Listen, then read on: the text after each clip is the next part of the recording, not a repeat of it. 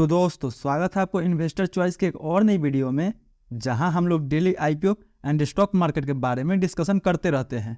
तो फिर आज के इस वीडियो में हम लोग बात करेंगे फर्स्ट क्राई के लिस्टिंग डे स्ट्रेटेजी के बारे में कि लिस्टिंग डे के दिन हमें इस आईपीओ में कैसी स्ट्रेटेजी बनानी चाहिए। क्या हमें इस आईपीओ को लॉन्ग टर्म के लिए होल्ड करना चाहिए या फिर लिस्टिंग गेन लेके निकल जाना चाहिए। तो दोस्तों ये वीडियो बिल्कुल आपके लिए है, क्योंकि इस वीडियो में हम लोग इस कंपनी के कुछ स्ट्रेंथ एंड कुछ रिस्क फैक्टर को देखते हुए ये डिसाइड करेंगे कि इस आईपीओ को हमें लॉन्ग टर्म के लिए होल्ड करना चाहिए या फिर लिस्टिंग गेन लेके निकल जाना चाहिए। इसीलिए दोस्तों इस वीडियो को अंत तक पूरा देखें ताकि आपको लिस्टिंग डे पे क्या करना चाहिए इसका एक क्लियर पिक्चर मिल सके।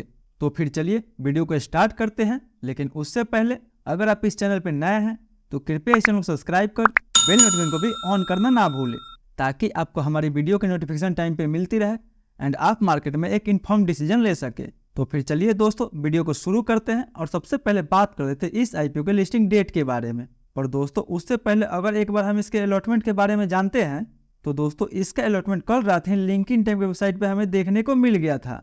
और अगर आप लोग अभी तक अपना अलॉटमेंट चेक नहीं किया है तो मैं डिस्क्रिप्शन में लिंक दे दूंगा, आप लोग अपना अलॉटमेंट वहां से जाके चेक कर सकते हैं। और किन किन को इसका आईपीओ मिला हुआ है वो हमें कमेंट करके जरूर बताएं, क्योंकि दोस्तों जो लोग भी इस आईपीओ में अप्लाई किए थे उनका तो इसमें अलॉटमेंट मिलना लगभग तय था। सो अगर आपको इस आईपीओ का अलॉटमेंट मिला हुआ है तो वो हमें कमेंट करके जरूर बताएं। सो दोस्तों इसका तो अलॉटमेंट कल रात को ही हो गया। तो अगर जिन लोगों को भी ये आईपीओ अलॉट हुआ होगा 12 तारीख को उनके डीमेट अकाउंट में इस आईपीओ का शेयर क्रेडिट कर दिया जाएगा। पर अगर जिन लोगों को भी इसका आईपीओ अलॉट नहीं हुआ होगा उनका पैसा 12 तारीख को ही रिफंड कर दिया जाएगा। सो रिफंड एंड शेयर क्रेडिट का डेट आपका 12 अगस्त को रखा गया है। जबकि इस आईपीओ का अगर लिस्टिंग डेट के बारे में बात करें तो दोस्तों इसका लिस्टिंग डेट हमें 13 अगस्त को देखने को मिल जाएगा। सो लिस्टिंग से पहले आप इस वीडियो को 1-2 बार अच्छे से देख लें ताकि आपको लिस्टिंग डे पे क्या करना है इसका आपको क्लियर डायरेक्शन मिल जाए। तो चलिए दोस्तों अपने वीडियो में और आगे बढ़ते हैं और एक बार क्विक रिविजन कर लेते हैं इस कंपनी के काम के बारे में। क्योंकि दोस्तों अगर आपको इस आईपीओ का अलॉटमेंट मिला हुआ है तो आपको इस कंपनी का काम एंड इस कंपनी के फंडामेंटल के बारे में जानना एक प्राइम रिस्पॉन्सिबिलिटी बन जाता है। क्योंकि जब तक आप इस कंपनी के बारे में ढंग से नहीं जानेंगे तब तक आपके अंदर इस आईपीओ को लेकर फियर बना रहेगा। सो इस कंपनी एंड इसके फंडामेंटल के बारे में अच्छे से जानिए और अपने डर को आउट कीजिए। सो आते हैं अपने टॉपिक पे एंड बात करते हैं इस कंपनी के बारे में। तो दोस्तों ये कंपनी साल 2010 में इनकॉर्पोरेट हुई थी, यानी अभी मार्केट में इसको 14 से ज़्यादा साल का मार्केट एक्सपीरियंस है, जो काफ़ी अच्छा बात है इस कंपनी के लिए। बट वहीं बात करें कि ये कंपनी काम क्या करती है तो दोस्तों ये company mothers, baby and kids के लिए हर तरह का प्रोडक्ट ऑफर करती है। यानी आप ऐसे समझ जाए कि एक नवजात शिशु से लेकर 12 साल की उम्र तक के बच्चे का जो भी नीड होता है उन सभी नीड को ये कंपनी एक ही रूफ के अंडर प्रोवाइड करती है। एंड दोस्तों मार्केट में तो आप फर्स्ट क्राई का मॉल देखे ही होंगे, तो मुझे नहीं लगता कि इस कंपनी के बारे में यहाँ ज़्यादा डिस्कशन करने की ज़रूरत है। बट अगर आपको इस कंपनी के बारे में डिटेल में जानकारी चाहिए तो उसके लिए आप हमारे रिव्यू वाला वीडियो देख सकते हैं, जहाँ पे हम लोग इस कंपनी के बारे में डिटेल में डिस्कशन किए हैं। तो वो डिस्कशन आपके लिस्टिंग डे स्ट्रेटेजी के लिए भी काफ़ी इंपॉर्टेंट होने वाला है। तो अगर अभी तक आप रिव्यू वाला वीडियो नहीं देखे हैं तो ऊपर आई बटन या नीचे डिस्क्रिप्शन में आपको लिंक मिल जाएगा। इस वीडियो को देखने के बाद एक बार जरूर उस वीडियो को देख ले। वहीं दोस्तों अब हम लोग अपने वीडियो में आगे बढ़ते हैं और बात कर लेते हैं कि इस आईपीओ का अभी ग्रे मार्केट में क्या डिमांड चल रहा है। बट दोस्तों उससे पहले अगर एक बार हम इसके प्राइसमेंट पर नजर डालें तो इसका प्राइसमेंट 440 रुपये से लेकर 465 रुपये के बीच में रखा गया था। तो अगर इस हिसाब से इसका हम ग्रे मार्केट में डिमांड देखें तो दोस्तों ग्रे मार्केट में अभी इसका डिमांड 10 से 15% के आसपास चल रहा है। तो अगर 15% के हिसाब से भी देखा जाए तो पर शेयर पे हमें 69 रुपये का प्रॉफिट बता रहा है। 32 शेयर का ये लॉट है, उस हिसाब से लगभग हमें 2200 के आसपास तक प्रॉफिट देखने को मिल सकता है पर लॉट पे। मतलब दोस्तों लिस्टिंग डे के दिन तक अगर इसके जीएमपी में 10 से 15% का डिमांड बना रहता है तो इस आईपीओ में हमें लगभग 2000 से 2200 के आसपास तक प्रॉफिट देखने को मिल सकता है। तो अगर हम 10 से 15% पे इस आईपीओ का अंदाजन अगर लिस्टिंग प्राइस निकालने का कोशिश करें तो दोस्तों इस आईपीओ का अंदाजन लिस्टिंग प्राइस 510 रुपये से लेकर 535 रुपये के बीच में हो सकता है। यानी लिस्टिंग डे के दिन ये आईपीओ 510 से लेकर 535 के बीच में कहीं भी लिस्ट हो सकता है। पर दोस्तों हमेशा याद रहे कि जीएमपी एक अनुमानित प्राइस होता है जो कभी फिक्स नहीं होता है। ये मार्केट में हुए उतार चढ़ाव के कारण ऊपर नीचे हो सकता है। सो जरूरी नहीं है कि इसका लिस्टिंग हमें 15% के आसपास ही देखने को मिले। हो सकता है कि ये हमें फ्लैट लिस्ट होते हुए भी नजर आए या फिर 5% के ऊपर भी हमें लिस्ट होते हुए नजर आए। इसीलिए कभी भी हमें जीएमपी पे पूरा भरोसा नहीं करना चाहिए एंड किसी भी आईपीओ में अप्लाई करने से पहले उस कंपनी के काम एंड उस कंपनी के फंडामेंटल के बारे में अच्छे से समझना चाहिए। बट इसका लिस्टिंग कहीं हो या फ्लैट हो या 5% पे हो, हमें हर सिचुएशंस के लिए एक फुल प्रूफ स्ट्रेटजी लेके चलनी चाहिए।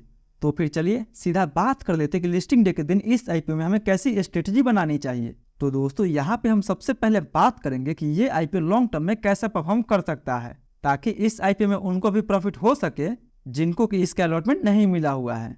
यानी जिनको भी इसका अलॉटमेंट नहीं मिला हुआ है, क्या वो इस आईपीओ में फ्रेश एंट्री बना सकते हैं या नहीं बना सकते हैं, एंड अगर जिनको भी इसका अलॉटमेंट मिला हुआ है, क्या वो इस आईपीओ को लॉन्ग टर्म के लिए होल्ड कर सकते हैं या फिर नहीं कर सकते हैं। तो दोस्तों लॉन्ग टर्म या फ्रेश एंट्री के लिए सबसे पहले हम इस कंपनी के कुछ स्ट्रेंथ एंड कुछ रिस्क के बारे में डिस्कशन करते हैं। तो दोस्तों अगर सबसे पहले इस कंपनी के स्ट्रेंथ के बारे में बात करें तो इस कंपनी का जो प्रमोटर है वो काफी एक्सपीरियंस्ड है। यानी इस कंपनी का सीईओ सुपम महेश्वरी है, जो 14 साल से इस कंपनी के टॉप पोजीशन पे बैठे हुए हैं। यानी कंपनी के प्रमोटर को इसके इंडस्ट्री का काफी अच्छा खासा नॉलेज है। वहीं फर्स्ट क्राई एक अच्छा एंड पॉपुलर ब्रांड भी है जो मार्केट में काफी फेमस है। वहीं इस कंपनी में कुछ जाने माने इन्वेस्टर्स का भी बैकिंग है। यानी इस कंपनी में खुद महिंद्रा एंड महिंद्रा का 11% का स्टेक है, जो इस कंपनी को और ज्यादा पॉपुलर बनाता है। वहीं ये कंपनी इंटरनेशनल मार्केट जैसे यूएई एंड सऊदी अरेबिया में ऑलरेडी इंटर कर चुकी है। यानी धीरे धीरे ये कंपनी इंटरनेशनल मार्केट में भी अपना पकड़ बना रही है। वहीं ये कंपनी लगातार दूसरी कंपनी को एक्विजिशन करते हुए नजर आ रही है, क्योंकि ये कंपनी साल 2016 में बेबी ओए का एक्विजिशन की थी एंड 2020 में स्वारा बेबी को एक्वायर किया था, जो एक डाइपर मैन्युफैक्चरिंग कंपनी है जो बच्चों का डाइपर बनाती है। एंड वहीं 2021 में ये कंपनी ग्लोबल बीज को एक्वायर की थी। यानी देखा जाए दोस्तों तो ये समय समय पे कई बड़ी बड़ी कंपनियों को एक्वायर कर ली है, जो इस कंपनी के लिए काफी अच्छी बात है कि सीधा अपने कंपटीटर को अपने रास्ते से साफ करते हुए आ रही है। वहीं अब अगर हम इस कंपनी के रिस्क के बारे में बात करें तो दोस्तों सबसे पहले तो ये एक लॉस मेकिंग कंपनी है एंड वहीं इस कंपनी का ऑपरेटिंग प्रॉफिट मार्जिन भी बहुत कम है, जो कि लगभग 1% के आसपास है। यानी इस 1% के मार्जिन पे इस कंपनी का सस्टेनेबिलिटी काफी वीक है। एंड वहीं इस कंपनी के रेवेन्यू पे हर साल हमें सीजनल फ्लक्चुएशन का असर देखने को मिलता है, क्योंकि अक्सर सेकेंड एंड थर्ड क्वार्टर में इस कंपनी के सेल्स का वॉल्यूम काफी बढ़ जाता है एंड बाकी फर्स्ट एंड फोर्थ क्वार्टर में इस कंपनी का सेल्स जो है गिर जाता है। तो इस कंपनी को सीजनल फ्लक्चुएशन का भी सामना करना पड़ता है। एंड वहीं दोस्तों ये कंपनी जिस सेक्टर में काम करती है उस सेक्टर में कंपटीशन बहुत ज़्यादा है एंड कंपटीशन जहां ज़्यादा होगा वहां आपको कम मार्जिन पे ही काम करना पड़ेगा।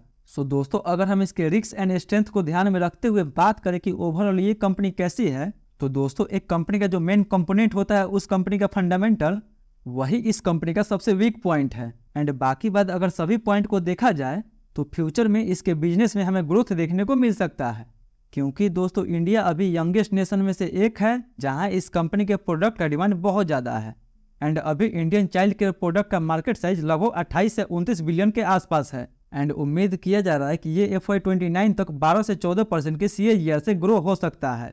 यानी फ्यूचर में इसका डिमांड बढ़ सकता है, क्योंकि दोस्तों आजकल ज़्यादा लोग न्यूक्लियर फैमिली के सपोर्ट में हैं एंड न्यूक्लियर फैमिली में बच्चे के हेल्थ एंड सेफ्टी पे बहुत ज़्यादा ध्यान दिया जाता है। सो फिलहाल इंडिया में चाइल्ड केयर प्रोडक्ट का मार्केट अभी अपने इनिशियल फेज पे है एंड अभी इसका पीक आना बाकी है।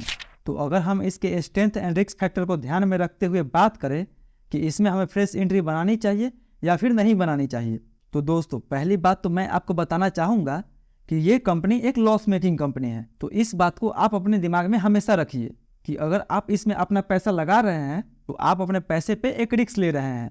बट दोस्तों जैसा कहा गया है कि हम प्रेजेंट एंड पास्ट को देख के फ्यूचर के डिमांड को पता नहीं लगा सकते हैं, तो सेम केस इस आईपीओ में भी है कि हम इसके प्रेजेंट एंड इसके पास्ट को देखते हुए इसका फ्यूचर का अंदाजा नहीं लगा सकते हैं कि अगर ये कंपनी पास्ट एंड प्रेजेंट में लॉस मेकिंग थी तो आगे ये लॉस मेकिंग ही रहेगी।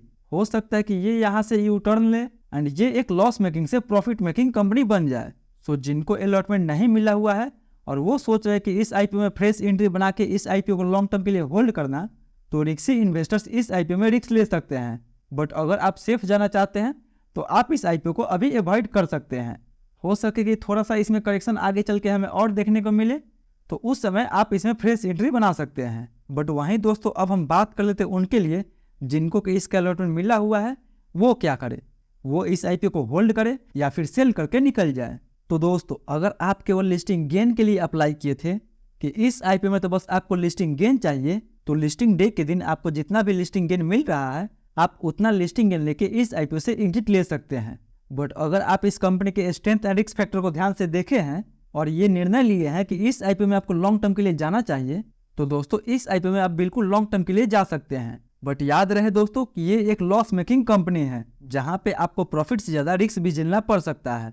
तो अगर आपको रिस्क भी लेना है तो आप चाहे तो अपने पूरे कैपिटल पे रिस्क ना लेके अपना हाफ ही कैपिटल पे रिस्क ले सकते हैं, क्योंकि अगर आप चाहे तो आप 16 शेयर को सेल कर सकते हैं एंड 16 शेयर को लॉन्ग टर्म के लिए होल्ड करके छोड़ सकते हैं। यानी आपको रिस्क भी लेना है तो आपको अपने हाफ ही कैपिटल पे रिस्क लेना है। बट दोस्तों मैं आपसे एक रिक्वेस्ट करना चाहता हूं कि आप लिस्टिंग डे के दिन कोई भी डिसीजन जल्दीबाजी में ना बनाएं। आपको सबसे पहले प्री मार्केट में इस कंपनी का ओपनिंग प्राइस देखना है, उसके बाद इस कंपनी के डिमांड को एनालाइज करना है एंड उसके बाद ही आपको इस आईपीओ में कोई भी डिसीजन लेना है। एंड दोस्तों प्री मार्केट में इसके डिमांड एंड इसके ओपनिंग प्राइस पे अगर आप मेरा डिसीजन जानना चाहते हैं तो उसके लिए आप हमारे टेलीग्राम ग्रुप से जुड़ सकते हैं, जिसका लिंक आपको डिस्क्रिप्शन बॉक्स में देखने को मिल जाएगा। क्योंकि दोस्तों वहाँ पे हम लोग प्री मार्केट में ही हर आईपीओ को अच्छे से डिस्कशन करते हैं और ये जानने की कोशिश करते हैं कि खुलने के बाद ये आईपीओ ऊपर जा सकता है या फिर नीचे जा सकता है। सो मेरा डिसीजन जानने के लिए आप हमारे टेलीग्राम ग्रुप से जुड़ सकते हैं, जिसका लिंक आपको डिस्क्रिप्शन बॉक्स में दिया गया है। सो दोस्तों ये तो था मेरा पूरा व्यू इस आईपीओ के लिस्टिंग डे स्ट्रेटेजी को लेके। आपका क्या व्यू है और कौन कौन इस आईपीओ को लिस्टिंग डे के दिन ही सेल करने वाला है और कौन कौन इस आईपीओ को लॉन्ग टर्म के लिए होल्ड करने वाला है, वो हमें कमेंट करके जरूर बताएं। तो आई होप दोस्तों आपको ये वीडियो पसंद आई होगी। अगर वीडियो पसंद आई हो तो वीडियो को एक लाइक कीजिए, चैनल को सब्सक्राइब कीजिए एंड जो भी आपका सवाल है वो हमसे कमेंट करके जरूर पूछिए। फिर मिलते हैं अगले वीडियो में, तब तक के लिए धन्यवाद।